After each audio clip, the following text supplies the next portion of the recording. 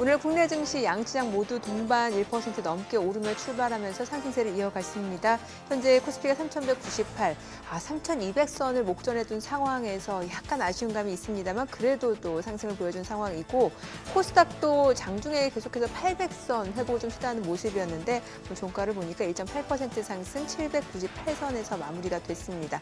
간밤 뉴욕 증시도 일단 지난주 나온 고용 보고서 이런 악재에서 오히려 금리나 기대감을 좀 높이면서 저가 매수세가 유입된 양상이었는데 오늘 국내 증시도 흐름은 좋네요. 네, 어저께 팔란티어가 이제 네. 실적이 좋게 나왔잖아요. 그래서 엔비디아 팔란티어 역시 그렇죠. 양대장 가고 그리고 이제 어저께 뉴스 중에 모건 네. 스탠리 CEO가 네. 침체가 지나간 거래요. 4월 달에 트럼프가 관세 얘기할 때 폭락했을 때가 네. 이제 저점이다. 이제 침체가 끝난 거다. 침체라면 뭐 주식시장의 침체인가요? 아니면 경기 침체. 경기 침체가? 네, 그래서 원래 경기 침체 때문에 계속 폭락할 거라고 얘기하고 있잖아요. 네네. 폭락한다고 하는 네. 사람들은. 근데 아니다, 이미 지나갔다. 막 이런 얘기를 레포트로 썼더라고요. 그래서 일단 진짠가? 지금 경기에 대한 판단은 여러 가지 시각이 있을 수 있겠죠. 네, 지금 보시고 계신 머니쇼는 SBS BJ과 유튜브에서 실시간 시청이 가능합니다. 더 많은 국내 주식 정보 받아보실 분들은 카카오톡 채널 머니랩 추가하시기 바랍니다. 오늘 증시 인사이트 출연자 모셔볼까요? 네, IM증권 김명실 연구원 모셨습니다. 어서 오세요. 안녕하세요.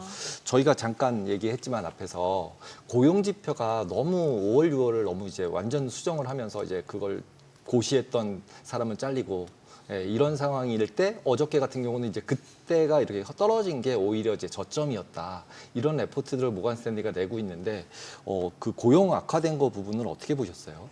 일단 뭐 트럼프 정부도 그렇겠지만 뭐 전 금융시장에 충격을 줬던 지표 중 하나였죠. 그동안 이제 파월 의장이 금리 동결을 고수할 수 있었던 가장 큰 근거 중 하나는 고용 시장의 호조였어요. 네. 뭐 그러다 보니까 트럼프 대통령도 이제 파월 의장을 압박했지만 연준이 금리 동결을 지속할 수 있었는데 사실상 5월 달과 6월 달 고용 지표 하향 조정이 굉장히 컸죠. 지금 3개월 평균으로 그 비농업 고용자 수 증감이 한 3.5만 명 정도 되더라고요. 그만큼 이제 고용 지표 악화가 생각보다 빨리 찾아왔던 거고 사실상 뭐 저희들도 간과하고 있었던 부분이었던 거고 그것 때문에 뭐 연준의 금리 인하 확률도 지금 빠르게 올라가고 있는 상황입니다. 7월달 FOMC만 놓고 보면 파월 의장이 굉장히 매파적인 발언들을 많이 했어요. 고용 지표 좋고 관세 때문에 인플레이션 올라갈 수 있으니 연준은 신중하게 정책을 해야 된다. 근데 뭐 그런 부분들이 어그러지는 첫 번째 이유 중 하나가 결국에 고용 지표는 생각보다 안 좋았었던 거고 연준의 금리 인하 확률도 7월 FOMC 직후에는 기존의 60%에서 40%로 줄어들었어요. 그러다가 이번에 7월 달 고용 보고서 발표 이후에는 지금 현재 90% 이상으로 올라간 상태입니다. 이런 부분들 때문에 시장에서 일각에서는 9월 달에 25bp 인하가 아니라 50bp 인하까지도 해야 된다라는 목소리가 높아지고 있고 직후에 샌프란시스코 이제 연준 의장도 7월 달 금리 인하 필요했어야 됐다. 이런 네. 발언들이 지금 커지고 있는 상황입니다. 네. 사실상 시장에서는 9월 달 인하를 거의 확실시하는 분위기고요. 9월 달뿐만 아니라 12월 달 인하도 높아지고 있는 상황이라고 보시면 되실 것 같습니다.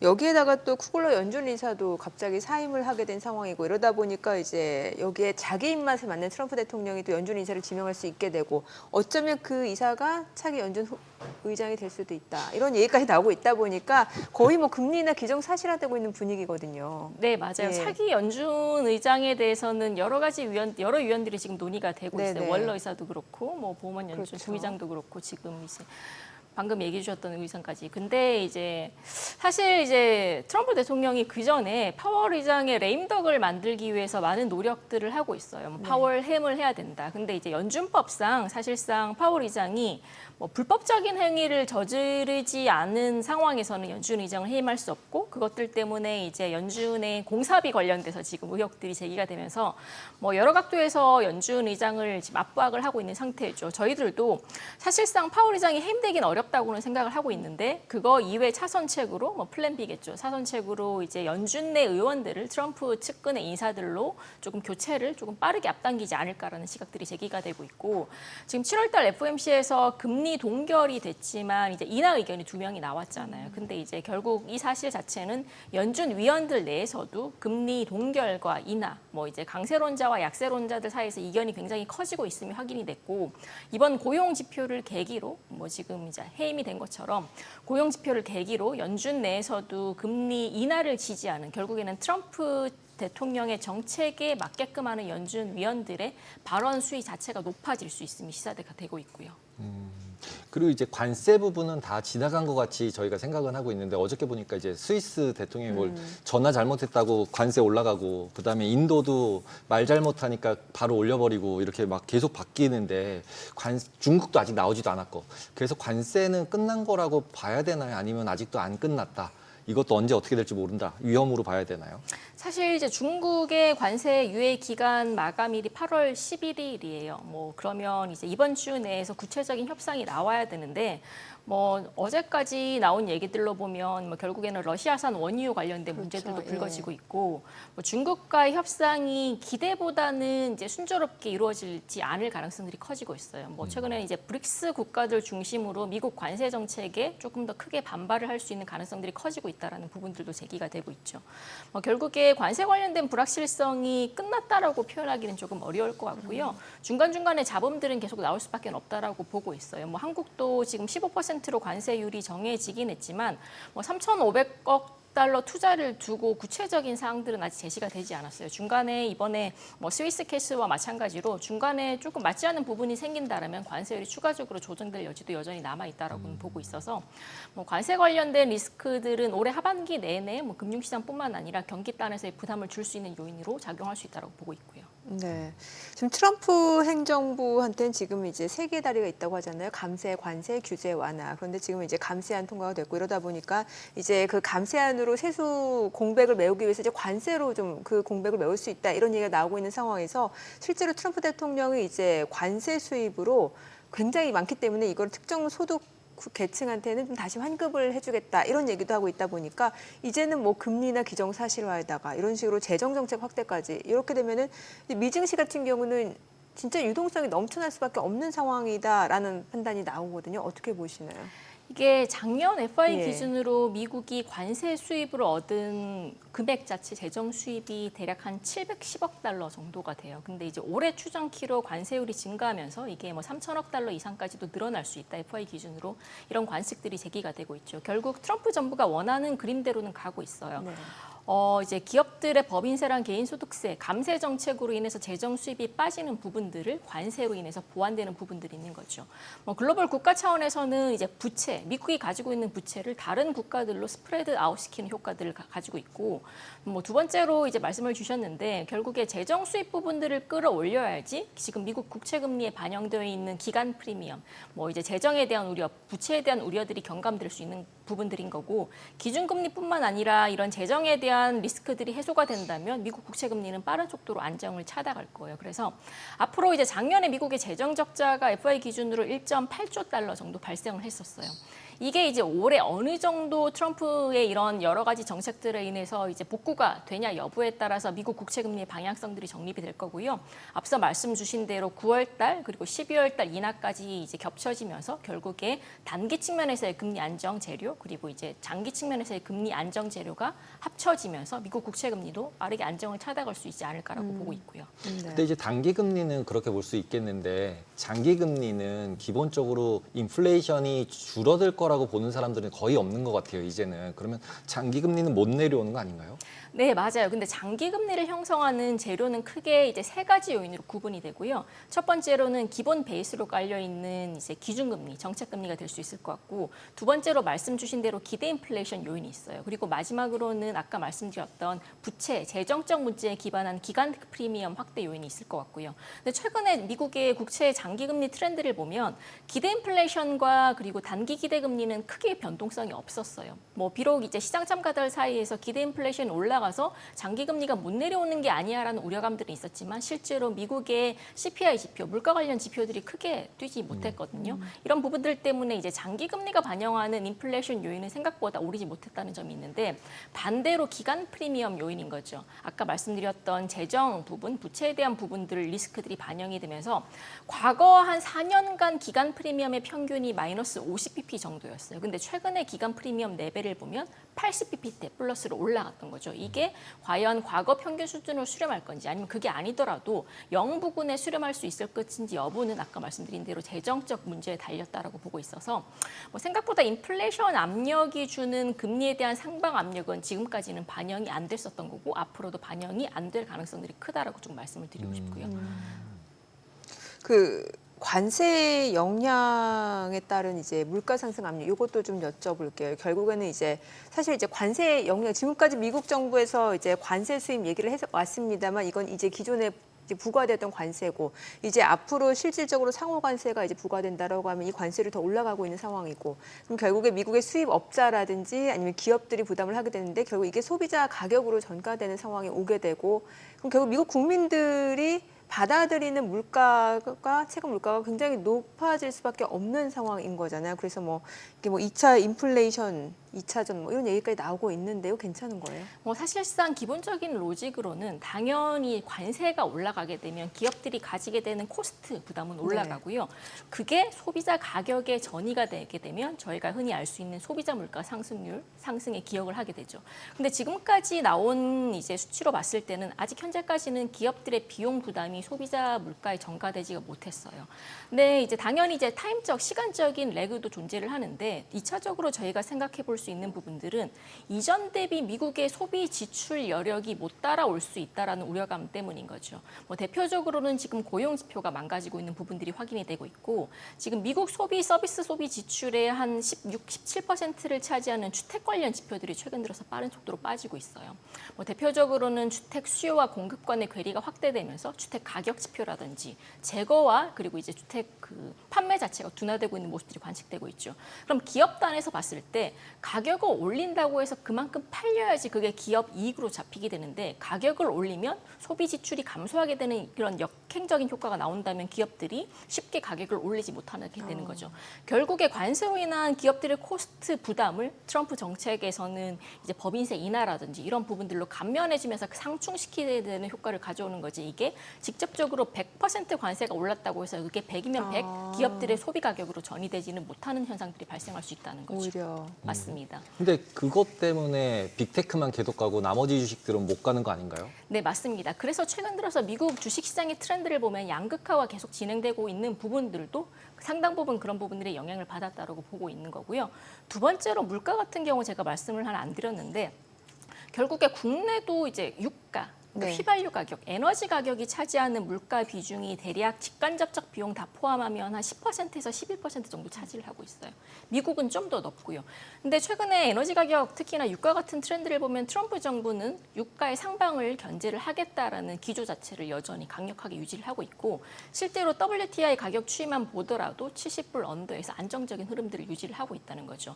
이런 부분들이 보장이 된다면 생각보다 관세로 인한 코스트 상승 압력이 뭐 저희가 흔히 아는 소비자 물가라든지 PC 같은 뭐 저희가 아는 헤드라인 지표로 반영되기까지는 굉장히 오랜 시간이 걸릴 수도 있고 생각보다 반영이 되지 못하는 부분들도 나올 수 있다고 보고 있고요. 그럼 달러 좀 여쭤볼게요. 사실 트럼프 대통령이 원하는 거는 위커 달러지 윅 달러는 아니다라는 거잖아요. 그럼 이게 어느 정도로 의미하는 걸까요? 뭐 이게 결국에는 이제 강달러를 트럼프 정부가 계속적으로 고수하지는 않을 것 같아요. 네. 왜냐하면 뭐 강달러가 주는 무역 수지 적자에 대한 압력들도 충분히 발생할 수 있는 부분들일 거고, 그래서 뭐 이런 부분들 봤을 때 원달러 압력이 뭐 1,400원 이상으로 다시 튈 수 있다라는 우려감들이 지금 실질적으로 제기가 되고 있는데 네. 지금 트렌드상 연준도 금리 인하 정책을 지금부터 9월 달부터 시작을 할 거고, 그리고 지금 아까 제일 처음 질문 주신 것처럼 연준 내 위원들의 트렌드 자체가 기존의 이제 매파적에서 도비시한 쪽으로 많이 바뀌고 있어요. 그러면 올해뿐만 아니라 내년도 연준의 금리 인하 폭도 생각보다는 커질 수 있다는 거죠. 이런 부분들은 달러와 흐름 측면에서 봤을 때는 강달러보다는 오히려 중립 또는 약달러를 유도할 가능성들이 크다라고 보고 있어서 뭐 일부에서 우려하신 대로 다시 1,400원대로 환율이 더 튀는 게 아닐까라는 이런 부분에 대해서는 조금 흐름 자체가 바뀌었다라고 보고 있고, 두 번째로 그럼 국내 통화 정책과 엮여서 생각을 해보면 미국은 이제 지금부터 금리 인하를 굉장히 적극적으로 진행을 할 거예요. 근데 한국은행 같은 경우는 작년 10월 달부터 이미 100bp 금리를 내렸고 뭐 연말까지 금리를 내린다고 하더라도 한 차례에서 두 차례에서 이제 클로징이 될 거란 말이죠. 그럼 통화 정책적 구도로 봤을 때도 국내는 이제 동결을 고수할 가능성들이 크고 연준은 인하를 할 거니까 환율 측면에서는 이제 저희가 상반기 때 우려했던 것만큼 원달러 환율의 변동성이 급격하게 확대될 또는 레벨 자체가 빠른 속도로 올라갈 가능성들은 저는 굉장히 낮다라고 생각을 하고 있고요. 이제 원화 같은 경우는 이제 일본 엔화나 아니면 중국 위안화에 연동되는 경우가 되게 많잖아요. 그러면은 글로벌하게 보면은 일단 유로나 엔화 같은 경우가 강세로 전환하기가 조금 부담스럽잖아요. 맞아요. 네. 예, 그런데 혼자서 우리만 강세 갈 수 있는 건가요? 강세가 간다라고 표현하기보다는 네. 상반기 때 엔화가 강세가 갔던 이유는 일본은행은 금리 인상을 했고 네. 그렇죠. 국내는 예. 이제 금리 인하를 했기 때문에 그런 건데 뭐 그렇다고 해서 지금 중국이 금리 인하 자체 사이클을 멈추자 그것도 아니에요. 상반기 때 연초에 반짝 중국 지표도 올라왔다가 지금 다 처진 상황이거든요. 여전히 디플레이션 압력 강하게 겪고 있는 상황인 거고 관세 정책이 지금 어떻게 결정될지 모르겠지만 오히려 미국보다는 중국이 조금 불리할 환경에 취할 가능성들은 크다라고 보고 있어요. 특히나 이제 대미국 무역 흑자 의존도가 중국은 굉장히 크거든요. 그러면 관세율이 높게 되면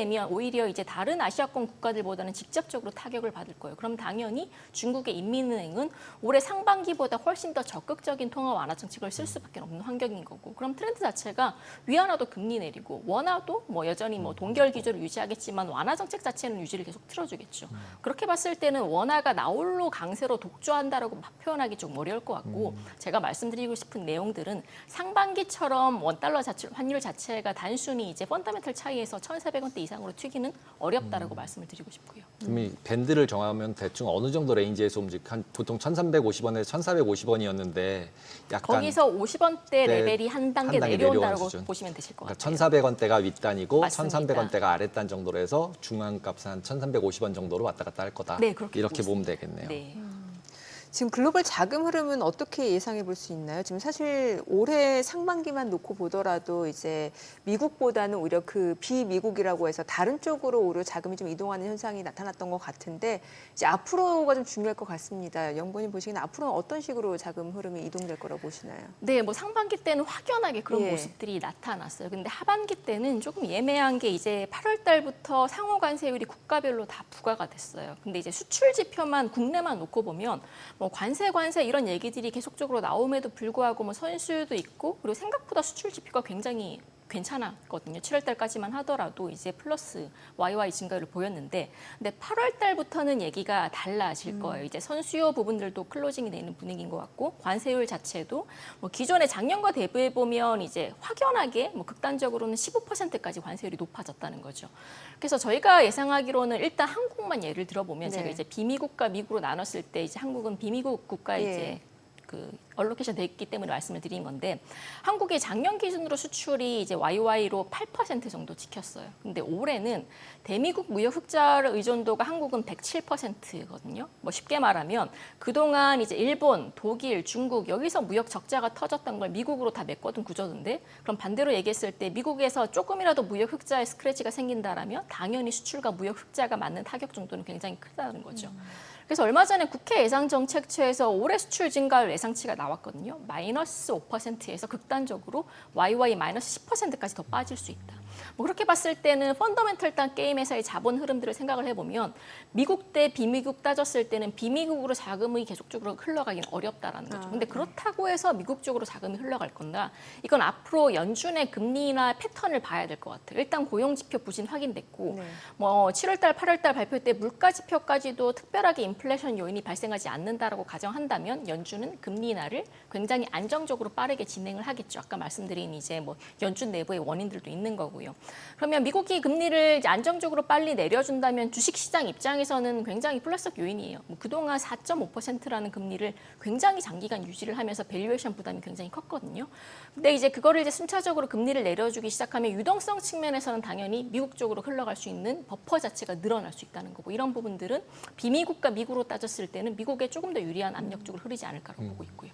그럼 우리나라 같은 경우는 이제 하반기에 기준금리 이를 어떻게 보느냐에 따라서 이제 우리나라 주식시장이나 채권시장을 좀 고려를 해야 될 것 같은데 이제 아까는 한두 번 정도 더 룸밖에 없다 우리는 이렇게 말씀하셨는데 그 정도의 룸 상황이라면은 일단은 한국이랑 미국이랑 비교를 해보면 어느 쪽이 조금 더 비중을 더 실어줘야 될 것 같으세요? 뭐 유동성 측면에서 봤을 때 미국은 앞으로 한 75에서 100bp 정도 금리를 내년까지 봤을 때는 더 내리겠죠. 근데 국내는 일단 올해 자체는 한두 번 정도의 룸이 있는 거고 만약에 정말 관세 때문에 경기가 안 좋고 그리고 6월 27일 날 나온 부동산 가계대출 안전대책 효과들이 실질적으로 하반기에 잡히면서 가계대출 빠지고 주택가격 상승세가 둔화되기 시작한다면 한국은행도 내년 정도에 한 번 정도 추가적인 기회 기회는 있겠죠.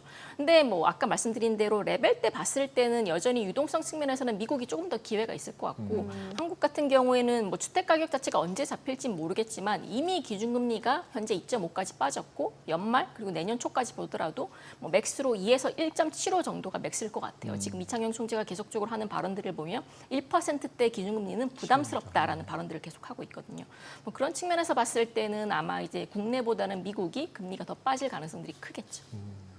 그러면은 이제 그 금리 인하에 대해서 사실은 이제 경기 둔화 때문에 인하하는 거다라고 하면 이것도 해석하기 나름이잖아요. 시장에서 또 호재가 아니라 오히려 악재로 인식할 수도 있을 것 같은데 경기 측면에서 좀 여쭤보고 싶은 게 앞서서 이제 대표님이 오프닝 때 뭐 미국의 경기 모건 스탠리가 침체는 경기 침체 지나갔다. 이제 지나갔다 이렇게 얘기를 했다고 하는데 지금 미국 경기에 대한 판단은 어떻게 보시나요? 연착륙, 경착륙, 뭐 지나갔다.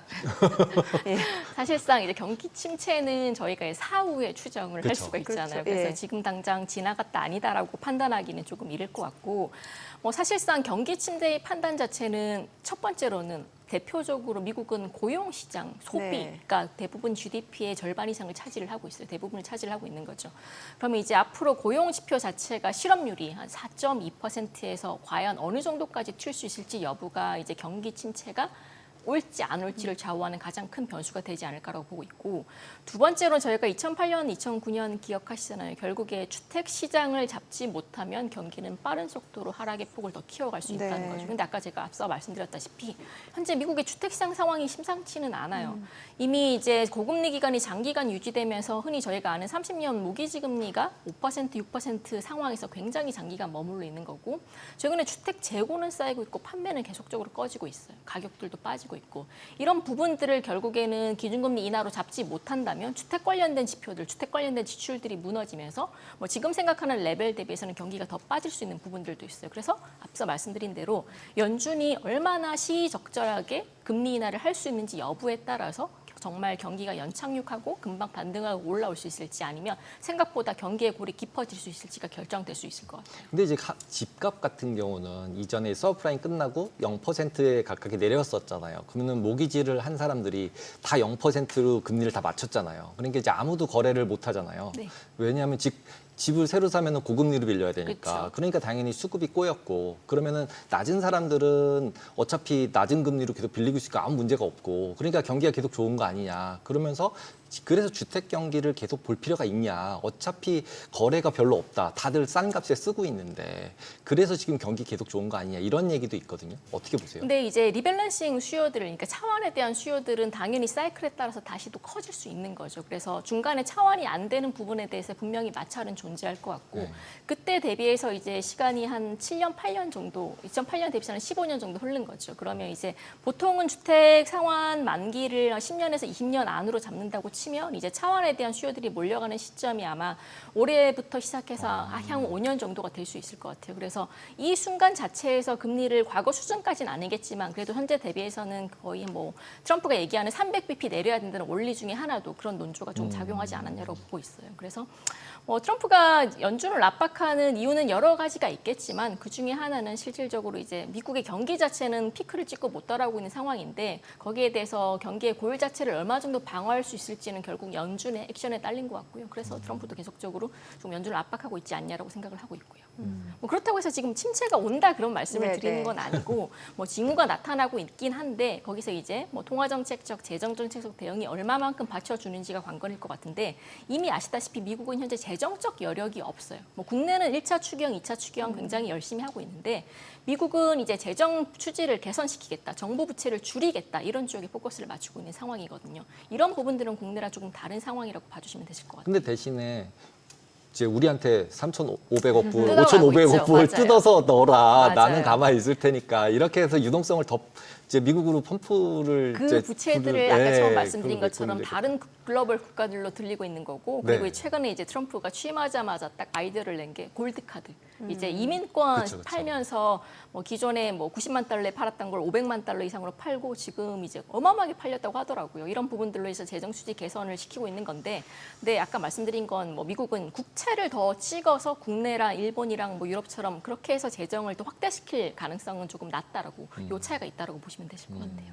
근데 저는 이제 트럼프 행정부가 약간 기조가 바뀐 게 이제 4월 전에는 뭔가 정부의 그 재정 지출을 좀 축소하겠다, 요기에 초점을 맞췄다라고 하면 그 이후부터는 오히려 베센트 재무장관이 주요 언론 인터뷰에 나와서 하는 얘기가 정부의 부채를 줄이는 게 아니라 오히려 경제 성장을 촉진시켜서 결과적으로 GDP를 크게 하면은 부채 비율을 낮출 수 있다. 여기에 초점을 맞추겠다. 그래서 이른바 ABC 아젠다라고 해서 뭐 아메리카 퍼스트, 또 블루칼라 붐, 또 여기다 캐펙스 붐, 그러니까 여러 기업을 투자를 늘려서 경기 자체 GDP를 끌어올리겠다. 이렇게 나가고 있는 것 같거든요. 그렇죠. 뭐 분자를 줄이지 못하면 부모를 예. 늘리는 방법들도 있으니까 하나의 대안인 것 같은데, 근데 최근에 이제 7월 FOMC 날 7월 말에 이제 QRA라고 미국 재무부의 국채 발행 계획도 동일하게 발표가 됐어요. 동시간대. 그때 보면 이제 기존의 3분기 때 미국 국채를 원래는 5천억 달러 정도 이제 찍겠다라고 했는데 그걸 1조 달러 이상으로 늘렸던 거죠. 그럼 시장에서 봤을 때 미국 정부가 다시 부채를 늘리는 쪽으로 가는 게 아니다라는 그런 시각들도 나오긴 했는데, 실질적으로 내용들을 뜯어보면 원래 2월 달에 미국 부채를 한 4천억 달러 발행하기로 했는데 그거를 거의 600억 달러밖에 발행을 못 시켰어요. 그 이유는 뭐 아시다시피 이미 미국은 정부 부채 한도가 36.1조 달러인데 그걸 리밋을 쳤고, 추가적으로 정부는 서로 약속을 했잖아요. 더 이상 부채를 발행하지 않겠다라는 리밋을 더 이상 넘을 수 없으니까 미국 재무부는 가지고 있는 TGA라는 현금 잔고를 다 끌어다 썼던 건데, 그게 이제 부채 한도 협상이 아마 8월 중으로 타결이 될 거예요. 그럼 그때 이후부터는 다시 미국 정부는 부채를 발행시킬 수 있는 거거든요. 그래서 오히려 이제 미국 정부 부채가 늘리는 추세로 다시 간다기보다는 2월 달에 발행 못 시켰던 걸 3월 달로 이연시키는 구도로 가고 있는 거고, 두 번째로 생각해 볼 수 있는 건 베센트 재무장관이 GDP 얘기도 하고 있지만 결국에 장기 조달보다는 우리가 단기 조달 위주로 가겠다라는 그런 얘기들을 계속적으로 하고 있다는 거죠. 뭐 예를 들어서 이제 T본드나 T노트가 아니라 저희가 흔히 아는 1년 이하의 채권들로 발행을 시켜서 이걸 계속적으로 갚아 나가겠다는 논조로 가고 있는 거라서, 단순히 이제 부채 다시 늘리겠다, GDP 그만큼 더 이상으로 늘리겠다 이런 기조기보다는 부채는 계속적으로 저희가 잡거나 동결시키거나 줄이는 방향 쪽으로 갈 거고, 근데 반대로 이제 GDP 사이드를 늘려서 미국 정부 재정 부채 자체가 GDP 대비해서는 줄어드는 방향으로 가겠다라는 논조는 유지를 하고 있는 것 같아요. 그리고 단기를 늘려서 이제 갚는 게 아니라 스테이블 코인 만들어서 거기다 넣어버리려고 그러잖아요. 맞아요. 그러면은 또 거기 잠기고, 그러면 발행하는 거 다 없어졌으니까 또 발행해도 되고. 좋게 말하면 새로운 투자처를 확보를 하는 거죠. 뭐 수요. 스테이블 코인들도 있을 것 같고, 최근에 이제 2분기 때 나왔던 은행들의 SLR 규제 완화로 은행들이 흡수하게 되는 부분들도 있을 것 같고, 그래서 최근 미국 정부가 하는 트렌드를 보면 이제 상반기 때 크게 한 방 먹었죠. 뭐 중국도 미국채 판다썰 돌기 시작하면서 장기국 금리가 빵 튀었었고, 그쵸. 거기다가 이제 미국채 발행을 다 담아주지 못하는 해외 중앙은행들이 빠져나가기 시작하면서 거기에 대해서 한 번 더 당했었고, 그러다 보니까 여러 가지 방어책들을 구상하고 있고, 그 중에 하나가 이제 아까 말씀드린 스테이블 코인들도 있을 것 같고, 근데 뭐 그렇다고 해서 미국 정부 부채를 무한정으로 이제 계속적으로 늘릴 수는 없을 것 같아요. 결국에는 궁극적으로 부채에 대한 부담들은 미국뿐만 아니라 글로벌 국가들이 다 고민하고 있는 문제이기도 하고, 대표적으로는 일본인 거죠. 일본은 더 이상 걷잡을 수 없을 만큼 정부 부채가 늘어났었던 거고, 최근에 이제 일본이 뭐 쌀값 오르고 인플레이션 우려받으면서 국채 금리가 튀면서 일본 은행들도 재정적 어려움을 겪었고, 일본 보험사들, 생보사들도 마찬가지였고, 그래서 언젠가는 해결해야 될 문제인 것 같고, 이게 지금까지는 못했지만 이제 트럼프라는 조금 독특한 사람이 나오면서 이거는 미국은 해결하겠다라고 나서고 있는 상황이고, 뭐 국내도 마찬가지예요. 이제 1차 추경, 2차 추경안까지 나왔지만 그럼 내년에도 국내도 이제 정부 예산안 크게 확대시켜서 또 부채 늘릴까? 이 문제는 또 다른 문제라는 거죠. 그러면 국가 신용 등급이라는 문제도 엮여 있고, 원달러도 마찬가지인 거고, 환율도 마찬가지인 거고, 그래서 뭐 트렌드 자체는 부채를 줄여야 되는 건 맞아요. 가계 대출도 마찬가지인 거고요. 그래서 뭐 장기적인 얘기일 수도 있겠지만 뭐 글로벌적으로 결국에는 부채 사이즈를 줄이는 쪽으로 궁극적으로 가지 않을까라고는 생각을 하고 있고요. 네, 알겠습니다. 오늘 내용 여기까지 듣겠습니다. 잘 들었습니다. 네, 감사합니다.